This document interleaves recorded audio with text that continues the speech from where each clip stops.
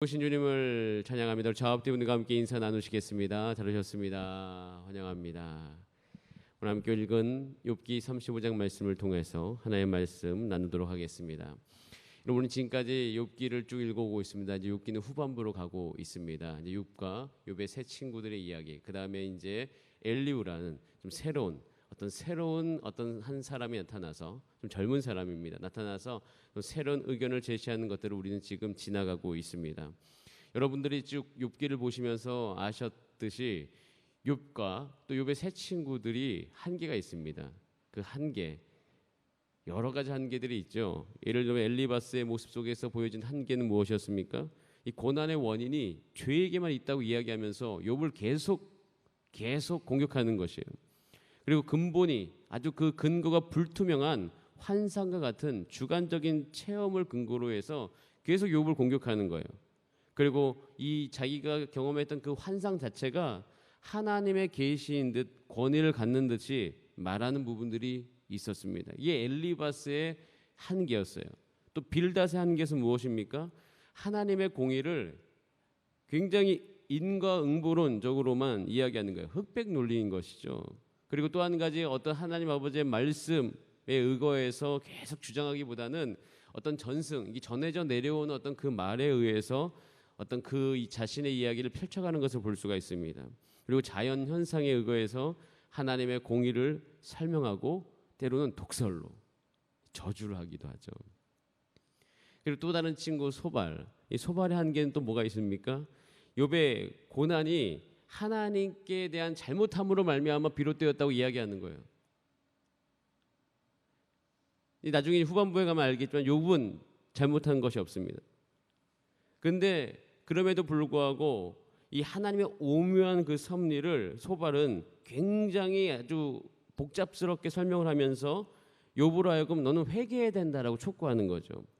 왜냐하면 그 소발 자체가 그때 당시에 이 고난에 대한 전통적인 그 세계관에 의해서 나온 말이기 때문이에요. 즉 고난은 죄의 결과라는 거죠. 이런 한계들이 있었습니다.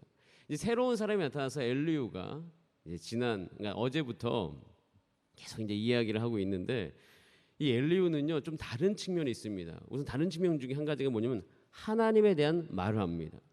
그리고 하나님께서는 단순히 벌만 하시는 분이 아니라 우리로 하여금 하나님의 뜻을 깨닫게 하셔서 연단이 일어나서 거기서부터 나올 수 있다라는 이야기까지도 엘리후는 했어요. 엘리후에는 약간의 다른 세 친구들과 다르게 장점이 있었습니다. 그것은 무엇이었냐면 하나님의 섭리를 설명한다는 것이에요. 그리고 인간의 구원은 인간의 선행에 달려있는 것이 아니라 오직 하나님의 긍휼하심과 하나님께 달려있다고 이야기하는 겁니다. 그리고 때로는 이 성도의 고난은 단순히 죄의 결과가 아니라 하나님이 우리를 연단시키시기 위해서 주시는 것이다 라는 새로운 해석을 이야기하기도 해요. 그러면서 하나님의 초월성, 하나님이 정말 높으신 분인 것에 대해서 이야기를 합니다. 그런데 이 엘리후에도 한계가 있습니다. 자, 우리 오늘 본문 말씀 6절 한번 같이 읽어보겠습니다. 시작. 그대가 범죄한들 하나님께 무슨 영향이 있겠으며 그대의 악행이 가득한들 하나님께 무슨 상관이 있겠으며. 여러분, 이 말이 굉장히 멋진 말입니다. 사실은 하나님은 굉장히 높으신 분이시다. 하나님은 우리와 상관이 없이 우리가 죄를 범한들, 우리가 무엇을 하나님께 조금 드린들 하나님이 뭐 더 하시는 것이 있겠느냐라고 이야기하는 하나님의 정말 전능하시고 크시고 정말 하나님의 하나님 되심을 이야기하는 것이죠. 7절 한번 같이 보겠습니다. 다시 한번 보겠습니다. 시작. 그대가 의로운들 하나님께 무엇을 드리겠으며 그가 그대의 손에서 무엇을 받으시겠느냐. 하나님이 얼마나 크신 분이신지를 이야기하죠. 그런데 여러분, 이 말이 다 맞습니까? 여러분, 엘리후에도 한계가 있습니다. 단점이 있죠. 어제 담임 목사님께서 설명하신 부분도 있지만 이 고난 중에 있는 욥에 대한 이해가 부족해요. 그리고 고난이 하나님의 연단이라고 이야기하지만 사실 지금 욥이 당하는 고난 자체에 대해서는 명쾌한 답을 주지 못합니다. 여러분, 이 욥기를 읽어보면 답답할 때가 있지 않습니까? 저는 욥기를 예전에 읽을 때 너무 답답했습니다. 왜냐하면 뭔가 이렇게 꽉 막힌 듯한 그런 것 가운데서 뭐 자기들끼리 막 그냥 싸우고 있는 듯한 느낌이 있는 거예요. 그런데 여러분, 그것이 우리의 모습일 때가 참 많습니다. 왜 이렇게 이 욥의 친구들과 욥은 서로 결론이 없는 이야기들을 할까요? 그런데 성경을 읽고는 저와 여러분 한 가지 특권이 있습니다. 그것은 욥과 욥의 세 친구들. 지금 엘리후가 왜 이렇게 이야기하는지 우린 다 알지 않습니까? 왜 아냐면 이 욥기는 우리가 전체의 성경을 가지고 있기 때문이에요. 사실은 이 이야기의 시작도 알고 끝도 알아요. 근데 이 욥과 욥 세 친구들은 이 시간들을 거쳐갈 때는 몰랐습니다. 뭘 몰랐냐면 욥이 왜 고난을 받는지를 몰랐어요. 우리는 알지 않습니까? 욥기 1, 2장에 보면 욥이 왜 고난을 받는지 알아요. 그런데 이것이 우리의 인생을 그대로 다 표현해 줍니다. 여러분, 우리가 한번 되돌아보겠습니다. 5년 전, 10년 전, 뭐 아니면 짧게는 뭐 불과 몇 개월 전, 여러분 몇 개월 전에 혹시 이해가 안 됐던 사항들이 있었습니까? 근데 시간을 지나 보니 이해가 되지 않으세요? 5년 전에 하나님이 나를 왜 거기에 두셨을까? 의아하게 생각한 적이 있었어요. 하나님 왜 저를 이런 상황 가운데 두십니까? 그런데 5년이 지나고 보니까 하나님 왜 그때 나를 거기에 두셨는지를 알아요. 자, 이런 것들을 계속 걸쳐오면서 한 가지 제 마음속에 또 제가 고난을 대하는 태도, 또 하나님이 이해되지 않을 때 제 안에 한 가지 태도가 생기게 되었는데, 그것이 무엇이냐면 나는 모르는 것이 많다라는 것이에요. 그리고 하나님의 말씀은 내 발의 등불이 맞다. 그게 무슨 얘기냐면, 저는 가끔씩 하나님 앞에 가서 이렇게 이야기할 때가 있습니다. 하나님, 제 1년 전, 1년 뒤, 2년 뒤, 그러니까 제 인생이 어떻게 될지 한 번에 확 보여줬으면 좋겠다는 마음이 있어요. 왜냐면 미래가 너무 궁금하니까. 그래서 하나님의 말씀이 내 삶에 어떤 그 등불, 겨우 앞만 비추는 그런 불이 아니라 헤드라이트처럼 아주 멀리 비춰주는 그런 불이기를 원하는데, 사실 우리가 살면 살수록 아는 것은 그러지 않는다는 것이죠. 그러면서 우리 삶 가운데 오는 실존적인 한 가지 고통이 있습니다. 그것은 우리가 하나님의 뜻을 다 알지는 못한다는 거예요. 그런데 한 가지 여기에 은혜가 있습니다. 지금 욥과 욥의 세 친구들, 엘리후들의 한계는 뭐냐면 이들이 지금 자신들이 왜 고난당하는지 모르기 때문이에요. 모르기 때문입니다. 여러분, 이런 한계, 우리가 하나님의 뜻을 온전히 다 모른다는 이런 한계가 우리의 삶 가운데 있기 마련입니다. 근데 참 놀라운 것은 지금 우리가 이 인생을 살아가면서 그 한계만 있지 않다는 것이에요. 저는 이 욥기를 읽으면서 하나님께 우리에게 주는 메시지가 있습니다. 너에게 있는 것은 너의 한계만 있는 것이 아니다. 왜냐하면 여러분, 욥기의 성경 위치를 보면요, 굉장히 신비롭습니다. 지금 이스라엘 백성들은요, 느헤미야와 에스더를 지나왔죠. 이제 하나님의 말씀으로 말미암아 뭔가 새롭게 시작되어지는 그 시점에서 욥기와 시편이 거기 쑥 들어가 있습니다. 잠언까지. 욥기에서 정말 이해되지 않는 우리의 인생의 상황 가운데 우리가 어떤 태도를 취해야 되는가. 그리고 이제는 이 욥기, 우리의 고난은 우리의 죄의 결과라고 이야기하는 이 삶 가운데 시편을 한번 읽어보세요. 시편을 읽어보시면 고난이 하나님의 죄의 결과가 아니라 그 고난 가운데 함께 계시는 하나님을 우리는 만나게 되어집니다. 우리에게 한계가 있습니다. 그런데 이 한계를 우리가 어떻게 뚫고 갈 수 있습니까? 이 한계를 뛰어넘기 위해서 우리가 해야 될 것이 있어요. 시편 56편에 보면 다윗의 시가 있습니다. 시편 56편을 읽어보면 그 56편 위에 이렇게 이 56편에 대해서 설명하는데, 그것이 무엇이냐면 다윗이 가드에서 블레셋 인에게 잡혔을 때라고 되어 있습니다. 여러분, 가드라는 곳은 어디냐면 이스라엘이 가나안 땅을 정복한 이후로도 한동안 블레셋 사람들이 살고 있었던 곳입니다. 여러분, 골리앗 아시죠? 골리앗이 이 가드 출신입니다. 사무엘상 21장에 보면 그 배경이 되는 내용이 나와 있습니다. 다윗의 능력이 너무 뛰어나잖아요. 그래서 그때 당시에 그 초대 왕이었던, 이스라엘의 초대 왕이었던 사울 왕에게 굉장히 미움을 받습니다. 미움을 받는 정도가 어느 정도냐면 다윗을 죽이려고 하죠. 그러니까 결국에는 별다른 잘못도 없는 이 다윗은 그 사울을 피해서 도망할 수밖에 없었습니다. 그 도망하다 어디까지 갑니까? 가드까지 간 거예요. 근데 가드도 그렇게 안전한 곳이 되지 못했습니다. 왜냐하면 이 가드를 다스리던 왕이 이스라엘과 약간 어떤 그 정치 권력적으로 이렇게 붙어 있었는데, 그때 왕의 신하들도 다윗을 알아본 것이에요. 그때 거기 살고 있었던. 그래서 다윗이 거기서 무슨 일을 하죠? 미친 짓을 합니다. 침을 질질 흘리면서 미쳤다라고 자기를 표현하기 시작하죠. 그럼 이게 얼마나 수치스럽고 고통스러운 일일까요? 이게 얼마나 기구한 처지입니까? 사울왕이 자기를 죽이려고 해가지고 모함을 받아가지고 도망한 것도 굉장히 마음이 아픈데, 그것도 정말 쉬운 일이 아닌데 거기서 살기 위해서 미친 짓을 한다는 것은요, 이것은 우리가 지나고 보면은 추억이지만 당하고 있을 때는 큰 고통인 것이에요. 그런데 그때 당시에 시를 쓴 것이 시편 56편인데 시편 56편 8절에 이렇게 다윗의 심정이 기록되어 있습니다. 한번 같이 보겠습니다. 시작. 나의 유리함을 주께서 계수하셨사오니 나의 눈물을 주의 병에 담으소서. 이것이 주의 책에 기록되지 아니하였나이까.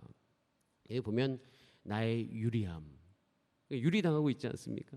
어디로 갈지 몰라가지고 주께서 세고 계시죠. 이 나의 눈물, 이 나의 지금 아픔을 주의 병에 담으소서. 그럼 이 구절만 봐도 다윗의 삶이 얼마나 평탄치 않았다는 것을 알 수 있지 않습니까? 그런 가운데서 다윗이 끊임없이 유지했던 한 가지 태도가 있어요. 여러분, 우리가 이 욥의 세 친구들과 또 엘리후라고 하니까 그때 당시에 지혜자라고 이야기했던 그 사람들의 한계를 뛰어넘을 수 있는, 즉 우리가 우리의 삶 가운데 우리도 하나님의 뜻을 잘 모를 때가 많습니다. 왜? 상황이 너무나도 우리가 이해할 수 없는 상황이기 때문에. 그때 우리가 그 한계, 나도 모르는 그 한계를 벗어날 수 있는 방법이 있는데요, 시편 50편 1절에 그 방법이 있어요. 같이 한번 읽어보겠습니다. 시작. 하나님이여 내게 은혜를 베푸소서. 사람이 나를 삼키려고 종일 치며 압제하나이다. 한번 따라하겠습니다. 하나님이여 내게 은혜를 베푸소서. 여러분, 하나님 우리의 상황 가운데 우리를 찾아오시는 하나님이신 것이에요. 우리 가운데 은혜를 베푸시기 위해서 찾아오시는 하나님이신 거예요. 주변 사람들은 다 우리 가운데 잘못했다고 손가락질 하더라도 하나님은 그 순간에도 우리를 찾아오시는 분이라는 것입니다. 다윗이 그것을 보여줘요. 우리 삶 가운데. 여러분, 우리가 이 욥기에서 이 욥의 모든 논란과 이걸 불식시킬 수 있는 한 가지 중요한 전제가 있는데, 시작이 있는데, 저도 그 토론에 뛰어들어가가지고 막 이야기하고 싶은 충동이 느낄 때가 있어요. 우리가 모든 걸 중단하고 하나님의 은혜를 구해야 된다. 지금 우리가 누가 잘못했고 누가 어떻고 이런 이야기를 해야 되는 것이 아니라, 그렇게 너희가 이야기하는 그 하나님의 은혜가 나의 삶 가운데 필요하다는 것이에요.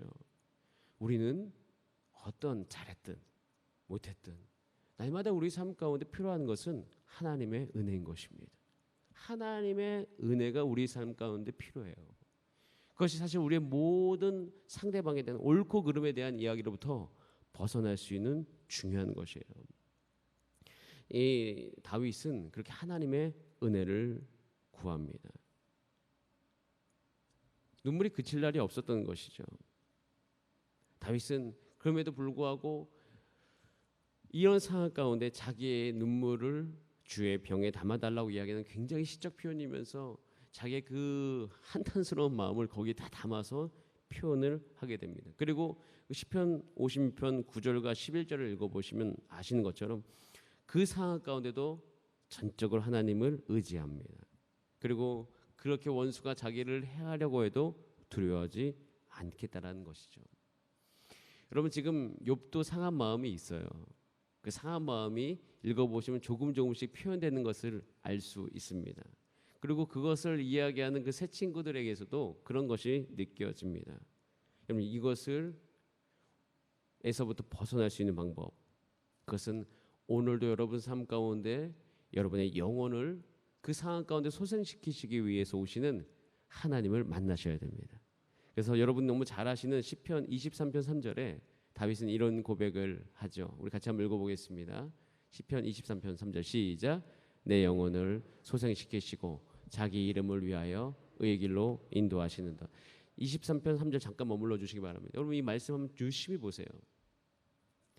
영혼의 소생과 하나님의 이름을 위해서 의의 길로 가는 것이 같이 연결되어 있습니다. 이 말씀을 생각하면서 한 가지 알았던 것은 뭐냐면 내 마음이 상해 있으면 하나님의 의로운 길로 가고자 하는 내 의지가 꺾여버린다는 것이에요. 다윗은 알았던 것입니다. 그것을 내가 하나님의 말씀대로 살고 싶고 하나님의 뜻대로 살고 싶지만 내 영혼이 오늘도 상해 있으면 그 마음이 꺾여버립니다. 여러분도 정말 좋다가도 마음이 상해 있으면 교육이 싫다든가 봉사하기 싫다든가 여러 마음들이 여러분 가운데 일어날 것입니다. 여러분 그 상함이 있는 상태로 있으면 안 됩니다. 욥의 어려움은요, 마음이 상한 상태로 지금 있는 거예요. 이 상황이 너무 어려우니까 당연히 그럴 수밖에 없죠. 근데 그 상황에 무엇을 해야 됩니까? 엘리후도 이야기하는 거예요. 초월적인 하나님을 계속 얘기해. 멀리 계신 하나님, 그분이 누구신지를 얘기해요. 너 무슨 상관이 있겠느냐. 하지만 그 엘리후가 이야기할 또 다른 하나님의 모습은 무엇입니까? 찾아오시는 하나님이신 거죠. 내 영혼을 소생시키시기 위해서 오늘도 찾아오신 하나님. 이것에 대한 이해가 없는 거예요. 이것을 모르는 거였습니다. 그래서 여러분 삶 가운데 찾아오시는 그 하나님이 여러분 오늘도 찾아가시는 줄 아시는 여러분 되시기 바랍니다. 그리고 그것만 있는 것이 아니에요. 다윗은 이제 찾아오신 하나님을 알았고 그 다음에 다윗이 늘 습관적으로 했던 것이 있습니다. 그것은 오늘 말씀하고 좀 별개이지만 한번 여러분들과 나눠보겠습니다. 시편 57편 2절 같이 한번 2절, 5절, 7절을 쭉 한번 읽어보겠습니다. 시작. 내가 지존자의 하나님께 부르짖으며 곧 나를 위하여 모든 것을 이루시는 하나님께로다. 5절. 하나님이여 주는 하늘 위에 높이 들리시며 주의 영광이 온 세계 위에 높아지기를 원하나이다. 7절. 하나님이여 내 마음이 확정되었고 내 마음이 확정되었사오니 내가 노래하고 내가 찬송하리이다. 다윗은요 하나님을 향한 찬송에 대한 부분들을 놓치지 않습니다. 오늘 하루 살아시면서 상황이 바뀌지 않는 그 순간에 하나님께 찬송한 여러분 되시기 바랍니다. 하나님이 어떤 분이신지 고백하는 여러분 되시기 바랍니다. 이것이 제가 예수나에서 예전에 간사 생활할 때 그때 당시에 이제 전도여행을 다니면 상황이 너무 어렵잖아요. 그럼 이것을 반대 정신이라고 이야기하는 부분이 있습니다. 거기서 무엇을 이야기합니까? 하나님이 얼마나 선하신지를 계속 이야기합니다. 상황은 굉장히 좋지 않지만 하나님이 그 영광으로 함께 하심을 계속 이야기하는 거죠. 그러다 보면 어떤 일이 발생하는지 아십니까? 시편 50편 9절, 10절, 11절 같이 한번 읽어보겠습니다. 시작. 주여 내가 만민 중에서 주께 감사하며 문 나라 중에서 주를 찬송하리이다. 무릇 주의 인자는 커서 하늘에 미치고 주의 진리는 궁창에 이르나이다.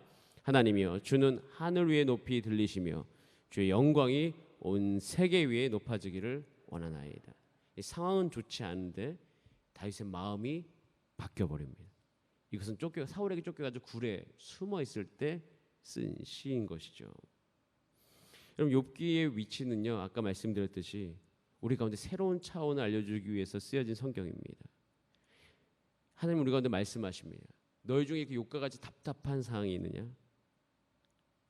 찾아오시는 그 하나님을 만나야 될 때이며 하나님이 누구신지를 말해야 될 때라는 것입니다.